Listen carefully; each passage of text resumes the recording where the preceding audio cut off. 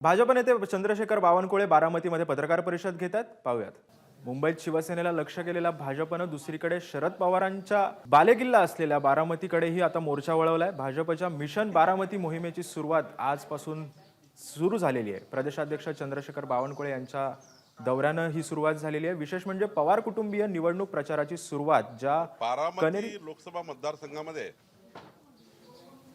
भारतीय जनता पक्षाचं संघटन मजबूत करणे, संघटन शक्ती वाढवणे आणि या दृष्टीने लोकसभा प्रवास योजना आहे.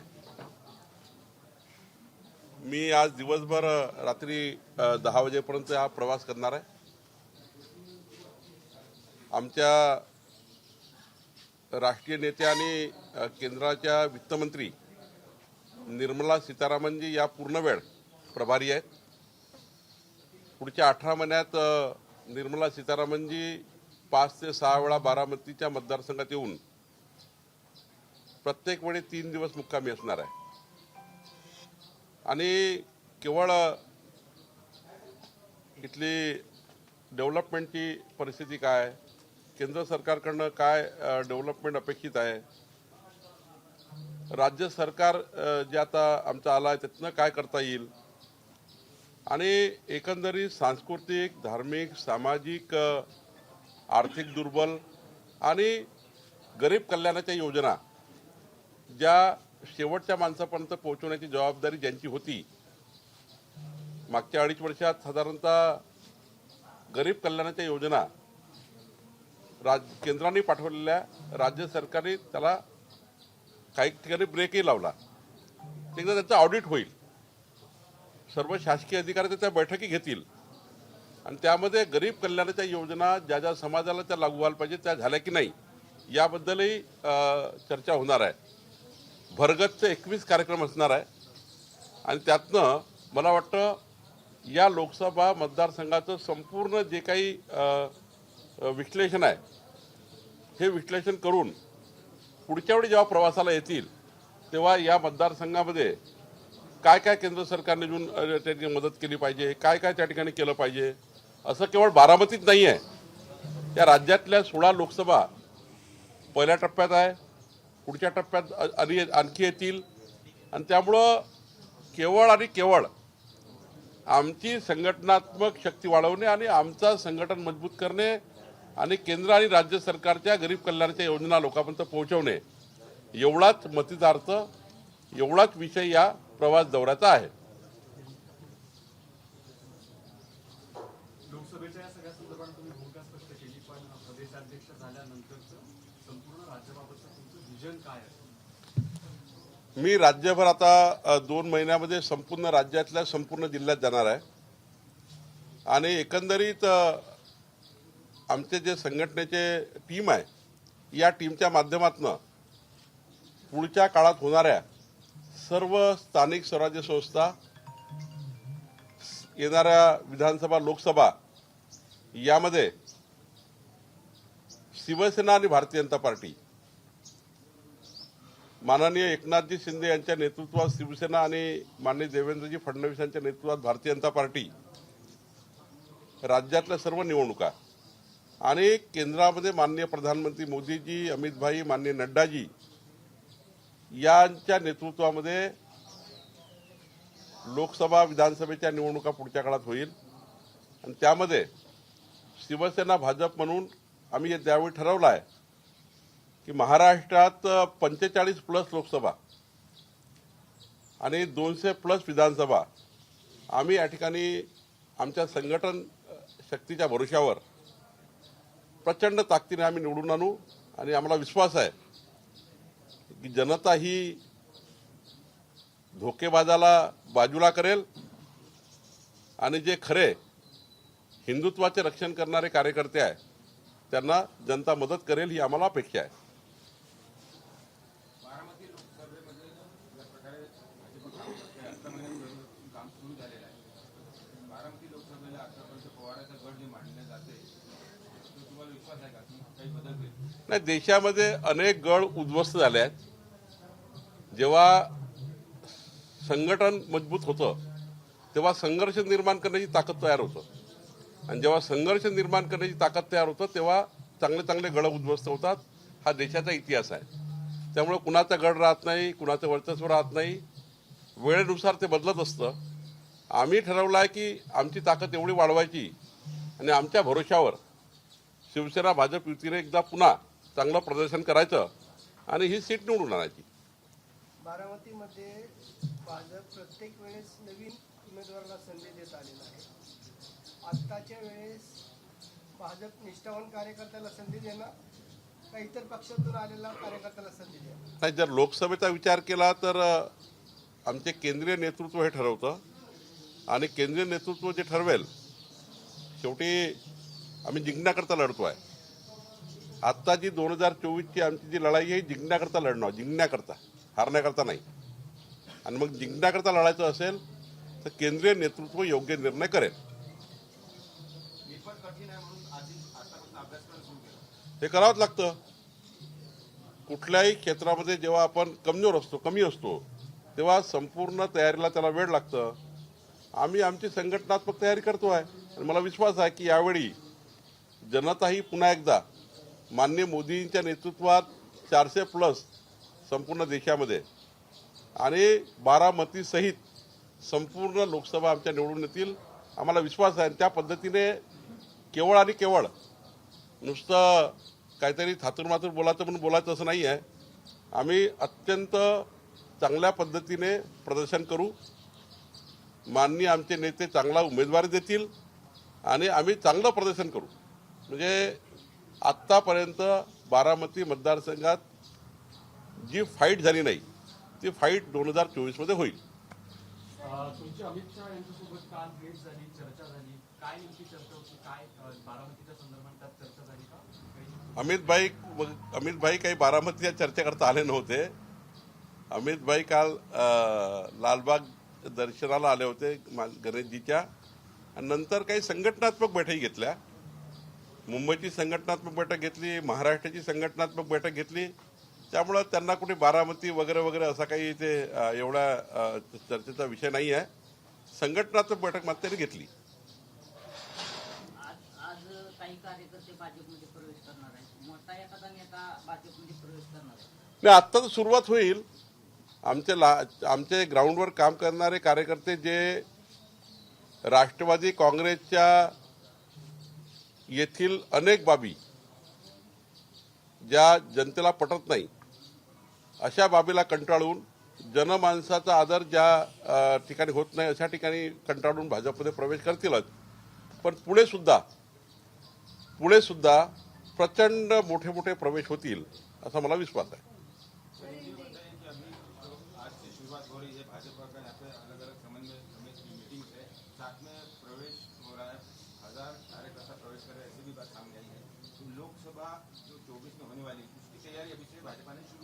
हाँ, तैयारी चालू की है कि 2024 में भारतीय जनता पार्टी शिवसेना युति जो एकनाथ शिंदे देवेंद्र फडणवीस जी ने की है, ये युति जो हमारे शीर्ष नेतृत्व ने उसको मान्यता दी है, वो युति के माध्यम से माननीय मोदी जी के नेतृत्व में हम लोग निश्चित रूप से बारामती में अच्छी फाइट करेंगे.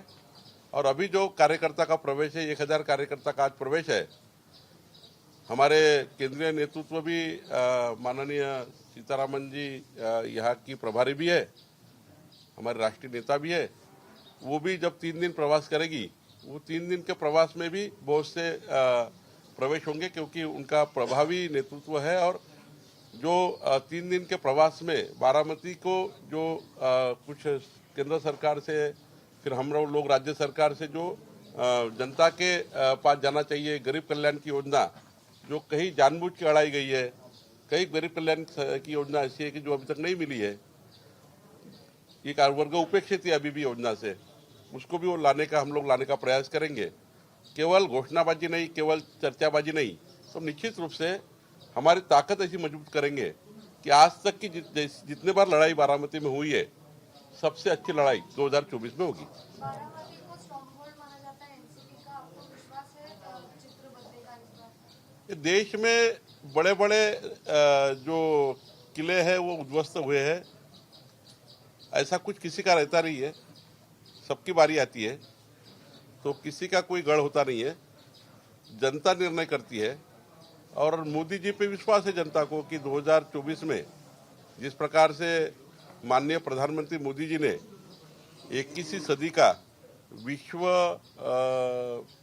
गुरु देश को बनाने का जो सपना है, 2024 के बाद हमारे देश को जो नया रिवॉल्यूशन आने वाला है, और डॉक्टर अब्दुल कलाम जी ने जो विजन रखा था 2020, उसको आगे लेके जाने का जो प्रयास मोदी जी कर रहे हैं, जनता 100% विश्वास करेगी और हम वो विश्वास दिलाएंगे भी, जनता में जाएंगे भी। जो कार्यकर्ता जो नई टीम है उनको हम समझाएंगे कि आगे का भारत क्या होगा और आगे के भारत को क्या विजन मोदी जी देना चाहते हैं। और मुझे लगता है अभी जनता ये समझ गई है कि देश को सुरक्षित कौन रख सकता है, ये देश को मजबूत कौन कर सकता है, तो माननीय प्रधानमंत्री मोदी जी के नेतृत्व में सरकार कर सकती है। यही जनता को समझ रहा है और मुझे लगता है ऐसे बहुत किले उद्ध्वस्त होंगे, बारामती कोई बड़ा किला नहीं है। बीजेपी ने मिशन प्रवास ये शुरू किया और कॉन्स्टिट्यूंसीज को रिकॉग्नाइज किया, तो इसमें क्या होने वाला है आगे और कैसे इसकी रणनीति तय की जाए? हमने कहा ना कि हमारे सारे केंद्रीय मंत्री 18 महीने जो अभी चुनाव को बाकी है, 1.5 साल में बार बार प्रवास करेंगे और हर प्रवास में सभी क्षेत्र, सहकार क्षेत्र हो, सामाजिक क्षेत्र हो, धार्मिक क्षेत्र हो, सांस्कृतिक क्षेत्र हो, डेवलपमेंट का क्षेत्र हो, संगठन का क्षेत्र हो, हमारे केंद्रीय नेता जो आएंगे वो सारे क्षेत्र पे काम करेंगे। 3-3 दिन यहाँ रहने वाले हैं और बार बार रहने वाले हैं। तो ये केवल एक ही बारामती नहीं है, महाराष्ट्र की 16 सीटें हैं, देश की 144 सीटें हैं, लेकिन हमें विश्वास है कि हमने जिस प्रकार से तैयारी की है, हम जिस प्रकार से जनता में जाएंगे, हम जनता को विश्वास दिलाएंगे। और अभी तक मैंने कहा कि जो लड़ाई बारामती में नहीं हुई 2024 में होगी और हम चुनाव जीतेंगे भी। बारामती में कौन से बड़े नेता जुड़ने की संभावना है? नहीं, अभी तो शुरुआत हो गई है। हमारा केंद्रीय नेता का प्रवास होगा, हमारे जैसे जैसे सामने सामने दिन आएंगे वैसे वैसे आपको चित्र स्पष्ट रहेगा कौन जाने वाला है, कौन आने वाला है। लेकिन बड़े प्रवेश भी हो गए, छोटे प्रवेश भी हो गए।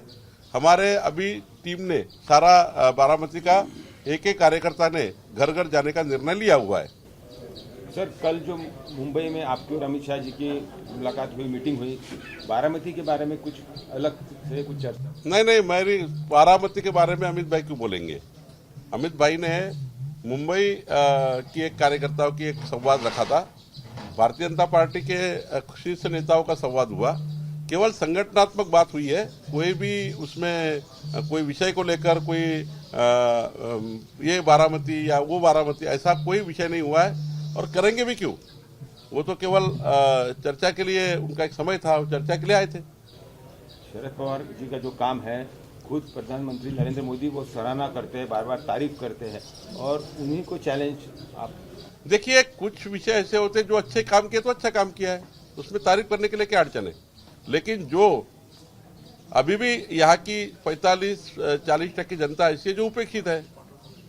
अभी भी माइक्रो ओबीसी है, ओबीसी समाज है, धनगर समाज है, उनके प्रश्न हैं, मराठा समाज के प्रश्न हैं, बहुत प्रश्न है जनता के सामने। सभी समाज उपेक्षित है। केवल 2-4 लोग बड़े होने से समाज बड़ा नहीं होता। 2-4 लोगों को सत्ता मिली तो पूरे समाज को सत्ता नहीं मिलती है। इसलिए जब एकत्रित हो जाते हैं उपेक्षित लोग, तब जाके संघर्ष निर्माण होता है और संघर्ष निर्माण हो जाए तो जीत होती है।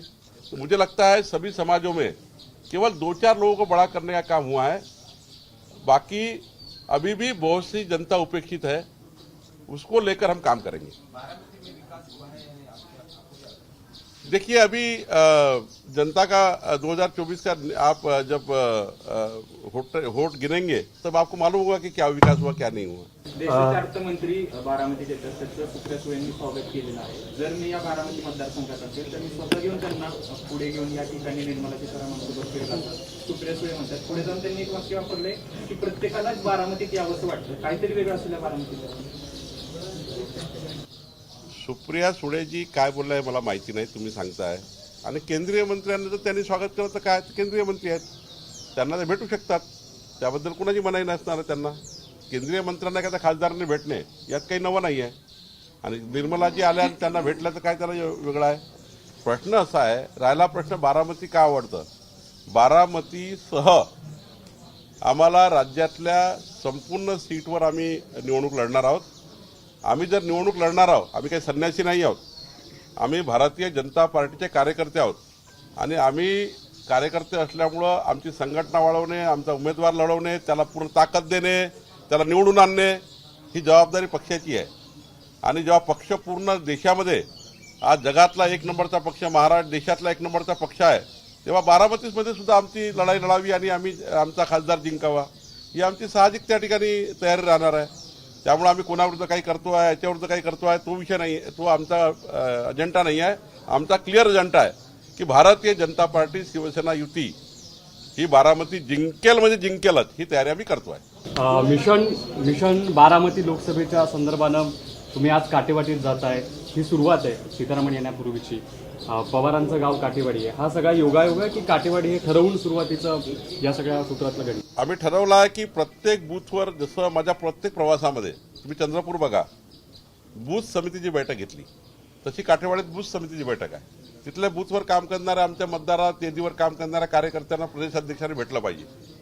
शक्ती केंद्र प्रमुखांना आम्ही भेटणार आहे, आमच्या तालुका जिल्ह्याच्या पदाधिकाऱ्यांना भेटणार आहे. माझ्या दिवसभराच्या प्रवासामध्ये सर्वच वर्गांना मी भेटणार आहे, काही निवेदनही घेणार आहे.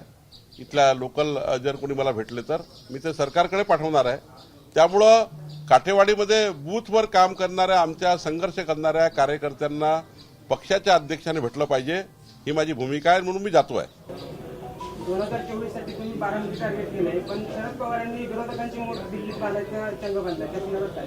असं आहे की त्यांनी त्यांचं काम करावं, त्यांनी त्यांची मोठ बांधावी, त्यांचा तो अधिकार आहे. त्यांना कुठं जायचं, कुठं फिरायचं, किती सीट निवडून आणायचं आहे, काय करायचं. पण आता तर विरोधकांनी किती प्रयत्न केला, ते राष्ट्रपती निवडणूक प्रयत्न करणार होते, ते कुठल्या निवडणूक प्रयत्न करणार होते. महाराष्ट्रात कधी राष्ट्रवादी काँग्रेस 60च्या वर गेली नाही. असं आहे की त्यांना प्रयत्न करू द्या ना, त्यांचा प्रयत्न त्यांनी करावा, त्यांची संघटना त्यांनी वाढवावी. पण आता तर या देशाचे विश्वगुरू प्रधानमंत्री नरेंद्र मोदी आहे.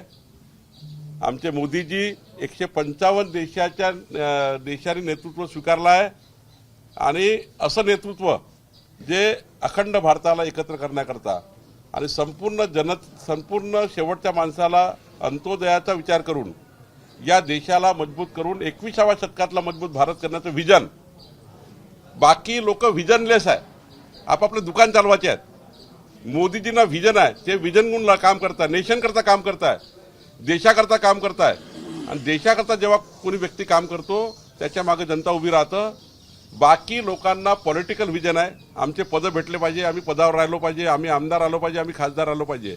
माननीय प्रधानमंत्री मोदीजी आणि भारतीय जनता पक्ष एक व्हिजन घेऊन या देशाला जगातला सर्वात चांगला देश कसा करता येईल हे व्हिजन घेऊन चालले आहेत. आणि जेव्हा व्हिजन येतं तेव्हा जनता मागे उभी राहतं. एबीपी माझा, उघडा डोळे बघा नीट.